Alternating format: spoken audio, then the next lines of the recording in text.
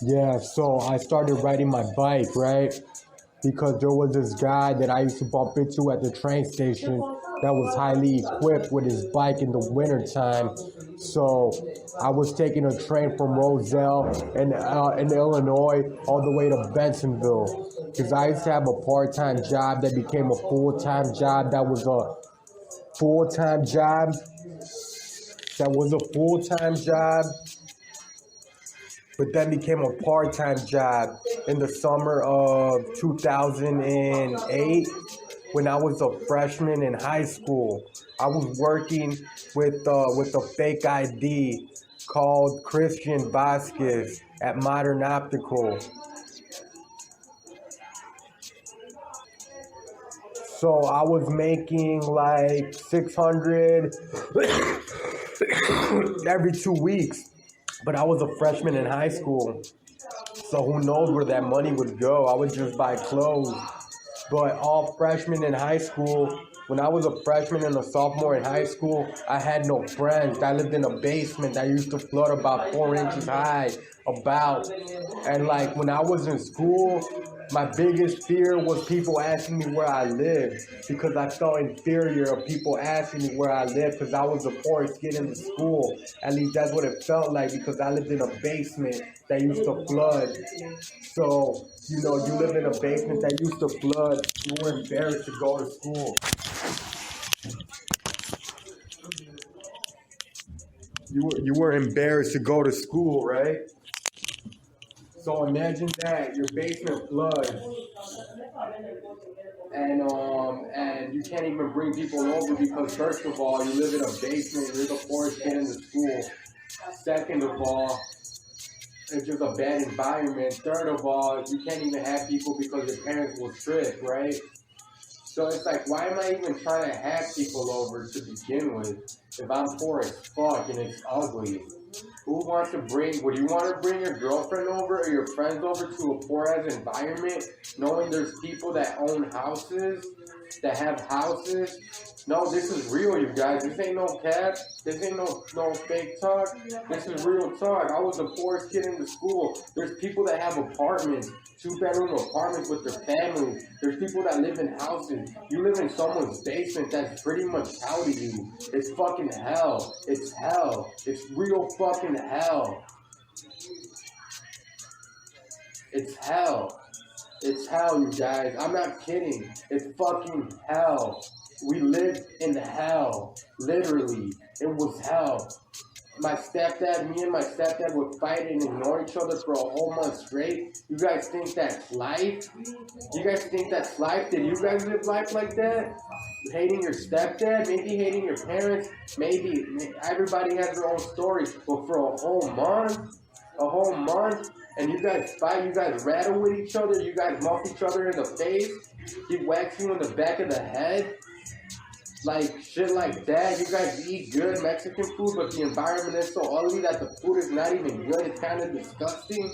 You're 15 years old and they're charging you for the food. They're charging you to put down on food when you're a 15-year-old kid in high school that only spends his money that he makes $120 in a weekend on clothes, just so you could start in school because everybody wears nice clothing, and on top of that, like that nice clothing that you wear is just to hide the fact that you're poor because you're so poor that you gotta hide the fact that you're poor with nice clothing because your house is fucking bogus, but your clothes is fucking decent or nice enough because you're swagging, your drip, whatever. Back then it was swag, is not all up there, but still you gotta like be happy and content with yourself.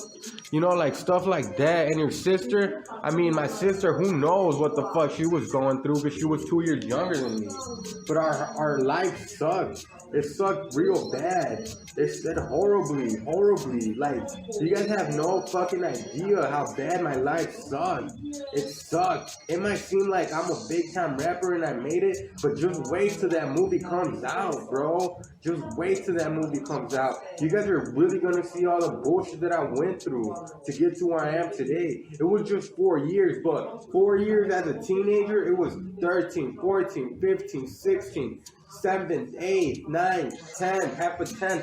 4 years in kid years is equivalent to double that, 8 years. That's what it felt like. It felt forever.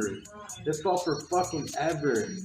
That was from 2007 to 2000, 2007 to 2009, 2010, 2006 to 2009. It was like 3 years. It felt like 4. It really felt like 8.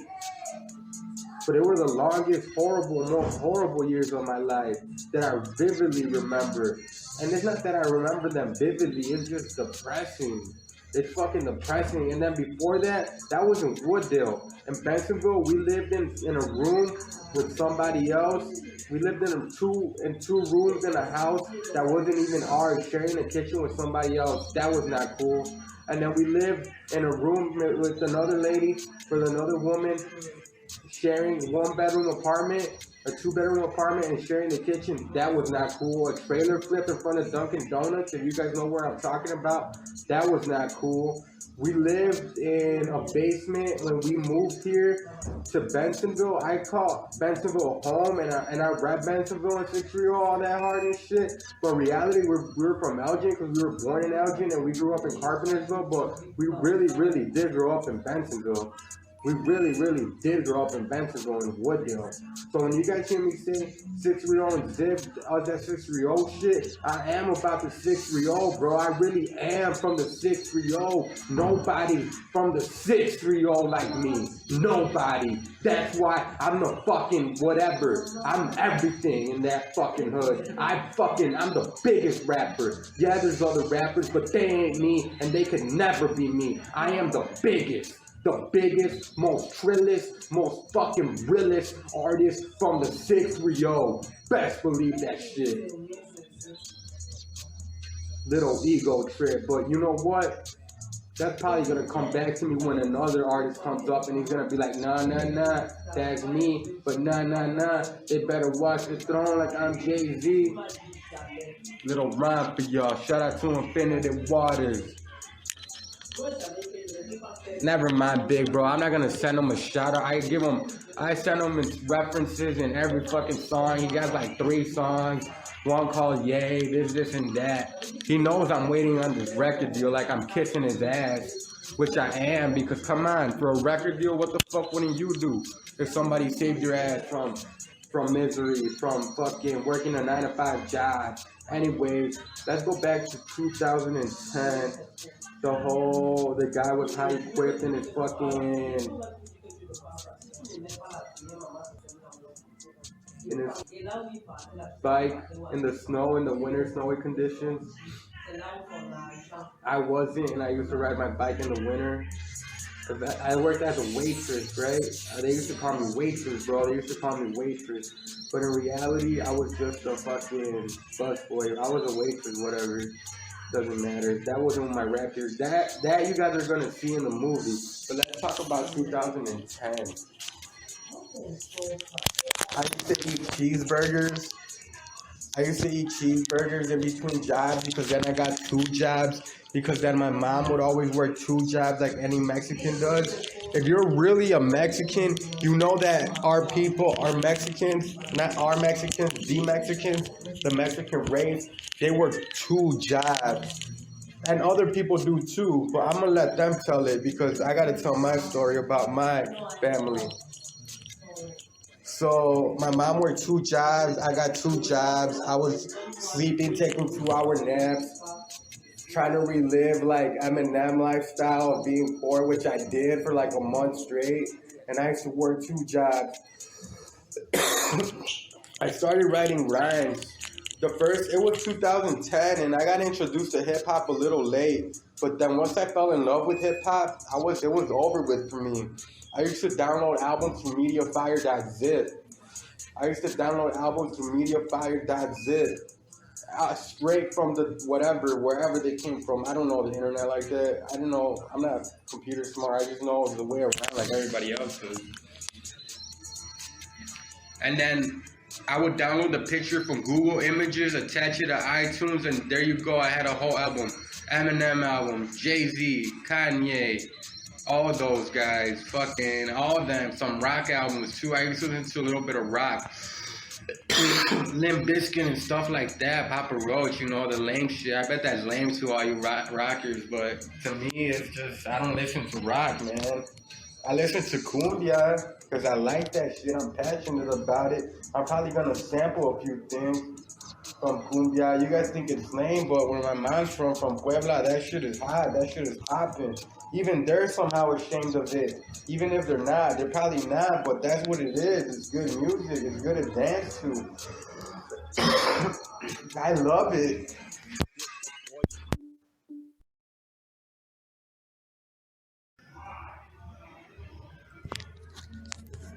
Let's see. After that, with my job, I was back to riding my bike to and from work like an hour away. I became really, really depressed. Really depressed because I got a big ass flaw. I got a big ass flaw that I got a big ass fucking flaw that made me really depressed. So I'm not even gonna talk about that. I'm sure everybody has one of those. But anyways, what else happened? Then I was back to having no car. And then I was back to like not having no girl. And then the girl I was dating at the time, forget it. She was fucking doing God knows what with God knows who and God knows what time. Not saying I was an angel or anything. But I mean, shout out to her, I guess. She was cool as fuck. But that's like it was good times. It was life, you know. It was good times. I don't have nothing bad to say about her, really. I really don't. She's cool. I'm pretty sure my new girl wouldn't like me saying that, but she got her past and I got mine, you know. But to each their own, you know. Anyways, after like 5 years, whatever, we dated, we broke up again, dated again. Let's go back to 2010, though. Back to 2010. I started writing rhymes in a little booklet, trying to pretend I'm Eminem, because Eminem was my favorite rapper. So was Kanye. It was Kanye, Eminem, Jay-Z, DMX. J. Cole wasn't out yet. He didn't come out till like 2011. That's when he came out. And no Kendrick. Fucking, that's it. That was mainly what I was listening to at the time. Nas, I was listening to Nas a lot. Nas was one of my favorites. So it's them two, them five. Jay-Z, Kanye, Eminem is first, DMX, and Nas. All them five rappers. I used to have like 3 or 4 or 5 of their albums downloaded on my iPod because iPods were still in. And I would just listen to that shit all fucking day, all day. I know there was a few more rappers, but those guys were the main influential because they were from the golden era. Even if they say they weren't from the Tupac and Biggie, they were from the golden era, but they were like what was? They're like fucking big hip hop artists. Come on. If you know hip hop, you know Jay-Z, Eminem, Kanye West, DMX, and Nas are fucking prominent. Biggie and Tupac. They're like the most fucking prominent artists you could think of in hip hop. I mean, excuse me. There's Jadakiss. There's all of them. But yeah, like rappers like that, like hip hop, like real hip hop. Until Young Thug, Rich Homie Quan came out, but that wasn't 2014. 2010 was whatever. It was just the best year of my life. Also, when I came down hard. So that was 2010. You guys got the 2 jobs, got the DUI, came down hard, lost the truck because he sold it. Lost the truck because he sold it, because I sold it. Got a purple car, got a tow, got rid of it. DUI, suspended license, 2 jobs, came down to 1 job. Somehow came down to no job, and that was I lived the best year of my life, but that's when I got introduced to being wanting to become an artist, because as soon as I saw Eminem do it and Kanye West do it, because I'm like, Eminem is my favorite rapper, right? Because he's been my favorite rapper since Lose Yourself, when I sang that song like 15 times in a row when my mom had a new boyfriend back in 2002. And when I saw Kanye was just like, he produced his own beats. And he rapped. I'm like, okay, he's producing his own beats. That's raw. And he raps. If he could do it, I can do it. That's why I call him my big brother in a way. But as soon as I saw him doing, I'm like, I could do that. I could do it because he did it first. And then he's from Chicago, so that's even better. That's like, okay, it's possible. It really, really is possible. Because you're still a small-minded 17-year-old kid that's really 17, but he's fucking 16 or 15. Because I grew up slow. So then I'm like, okay, if he could do it, I could do it. So then I was down. It was a snowy day when it snowed, I don't know, like 15 inches. I went to the music store. To Guitar Center, and I asked him. I'm like, I want to make beats. He's like, I want to make beats, and I don't make beats. Like, I don't know how to make beats. I don't know how to do nothing music-wise. I wasn't around no music influence, never. I never was around no music influence. I played the violin in 5th grade, but I was so embarrassed because my case was brown and ripped up, and everybody's case was black. So I felt ugly, I felt bogus, so I quit that. I'm pretty sure some of you guys can relate. People that don't have money can relate, because when you have money, you get the good shit. When you grow up with no money, you get the fucking ugly shit. You get the bogus shit that's embarrassing. To parents, it's not embarrassing, but to us, it's fucking hell of embarrassing. It's like showing up with a bogus ass car. And people have nice cars from the dealership, and we have a fucking ugly ass fucking car. Like, shit like that, you guys. So I show up. He's like, well, what are you? Are you a beginner? What are you? I'm like, I don't even know nothing. I didn't tell him, but I told him. I'm like, well, I don't know nothing. I didn't want to make beats. He's like, here, we have this. It's $250. The WK200 Casio. I ended up giving that away to one of my mom's friends, one of my mom's boyfriend's friends. One of my mom's friends is Guatemalan. He took it, or who knows what he did. I should have kept it, really, because it was the one that started me. It's the WK200. Look it up if you want. I ended up using it to make beats. It's a big keyboard. It's not even a MIDI controller. If you're familiar with music, it's not a MIDI controller. It's a fucking keyboard. It's like it's not even a workstation. It's just a fucking, to make beats. I don't know what you want to call it. So that was that. I went home and I told my mom, I'm gonna buy you a house one day. Why? I'm gonna buy you a house one day. Nowadays, I'll be like, I'll just buy you a condo or something, not a house, you know? I'll buy you a condo. You're trying to be fly. You're trying to be funny.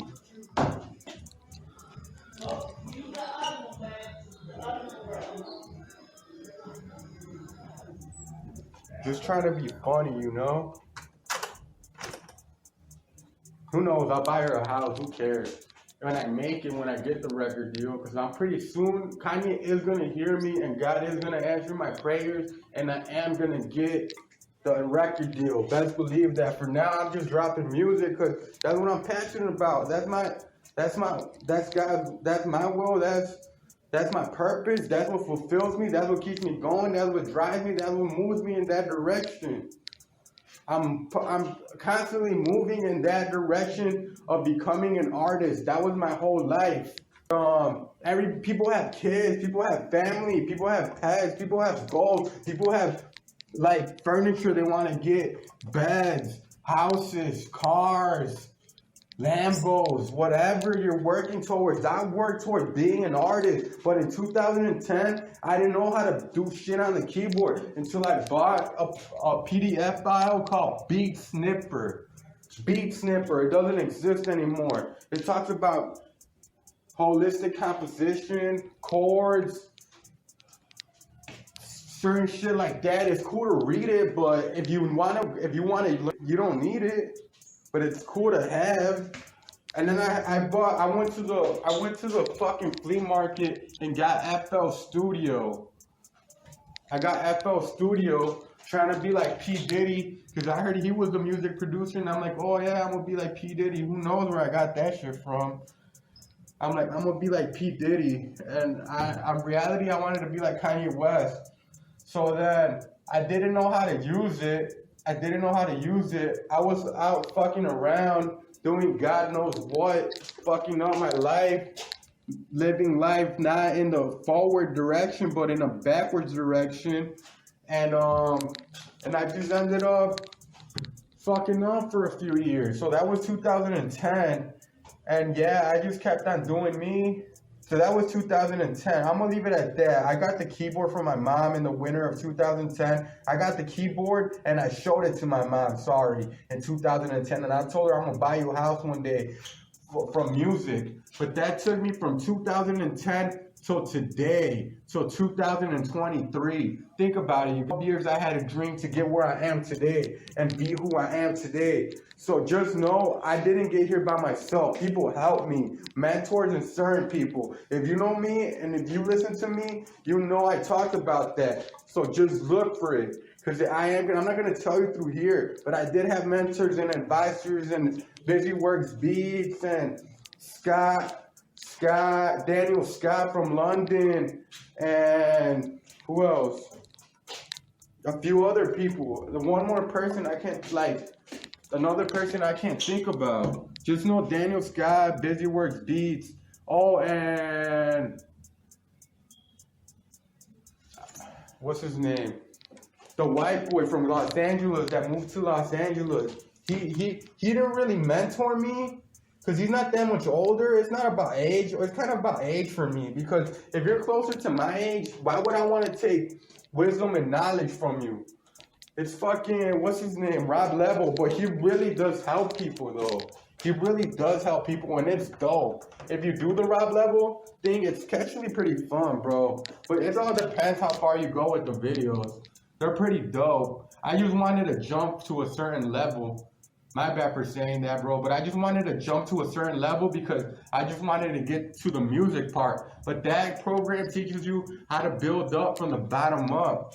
And it's dope. It's fun. It's just, if you're really beginner and you need to start and you're fucking don't believe in yourself and you want to show people, you to each their own. If you want to show people certain shit, if you want to show people certain shit, like I'm nobody, but I know I can be that thing can make you look like you believe in yourself. And it can make you look cool. It can make you look cool in front of people that don't. You can show them, look, I got this. Look, I got that. Look, I got this. I'm here. And you could be like, oh, damn, like this guy is really doing it. Busy Works Beats. With the beats, you get FL Studio. If you buy it, I bought it. But that wasn't until later on. We're going to get to that later, guys. We're talking about 2010 still, but I'm incorporating a few things. So Busy Works Beats teaches you how to make beats, and it takes a long time to make beats, like 1 or 2 years to make your first beat about, let's say. But it's fun. It's hard. It's not even fun. It sucks. It's fucking boring. It's boring. It's cool to watch the videos, but it's boring when you open that laptop and you can't make shit. Only the people that are really blessed know how to make those beats. But you don't, so it sucks. You don't learn how to make beats for 2 years. That's what happened to me.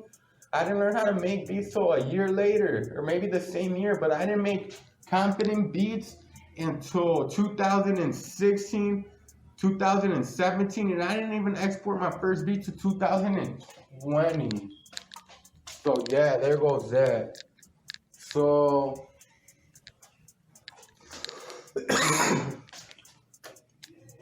we're gonna close it at that, you guys. The Beginning Part 2, 2010. That was 2010. Peace.